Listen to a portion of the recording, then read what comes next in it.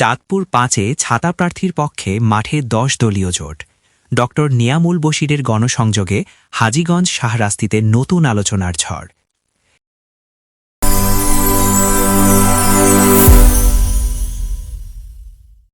চাঁদপুর ৫ হাজীগঞ্জ শাহরাস্তি আসনে রাজনীতির সমীকরণ হঠাৎই বদলে যেতে শুরু করেছে। কর্নেল অলির নেতৃত্বাধীন এলডিপির প্রেসিডিয়াম সদস্য ও ছাতা প্রতীকের প্রার্থী ড নিয়ামুল বশিরকে কেন্দ্র করে এবার মাঠে নেমেছে ১০ দলীয় জোট। জোটের স্থানীয় নেতারা বলছেন, চাঁদপুর ৫-এ শৃঙ্খলাপূর্ণ, নীতিনিষ্ঠ ও নিরাপদ নেতৃত্ব প্রতিষ্ঠায় তারা একযোগে কাজ করতে বদ্ধপরিকর।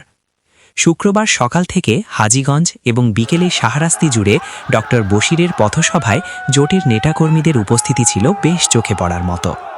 রায়শ্রী উত্তর ইউনিয়নে মতবিনিময় সভায় অংশ নিয়ে তারা জানান, চাঁদপুর ৫-এ বিকল্প রাজনৈতিক ধারার নেতৃত্ব গড়ে তোলার জন্য ড নিয়ামুল বশিরই এখন সবচেয়ে গ্রহণযোগ্য মুখ।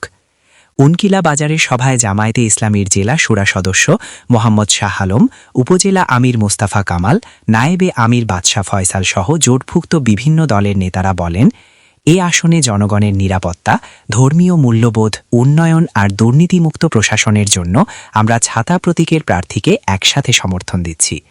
সভায় ড নেয়ামুল বশির বলেন, চাঁদপুর ৫-এর মানুষ পরিবর্তন চায়। ছাতা প্রতীকই সেই পরিবর্তনের পরিচ্ছন্ন রাজনীতির চিহ্ন। তৃণমূলের অবহেলা, অবকাঠামো সংকট আর স্থানীয় সমস্যার স্থায়ী সমাধান দিতে আমি প্রতিশ্রুতিবদ্ধ। উন্নয়ন, নিরাপত্তা আর ন্যায়, এই ৩ ভিত্তিতে এগোতে চাই। তিনি আরও বলেন, জোটের ঐক্যবদ্ধ অবস্থান আমাকে উৎসাহ দিচ্ছে।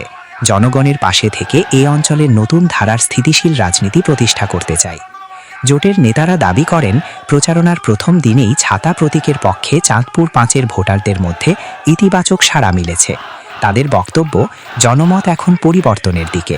শৃঙ্খলাবদ্ধ ও অভিজ্ঞ নেতৃত্বের জন্য ড বশিরই সেরা বিকল্প। দিন শেষে নেতাকর্মীরা মাঠ পর্যায়ে আরও শক্তিশালী প্রচারণার ঘোষণা দেন।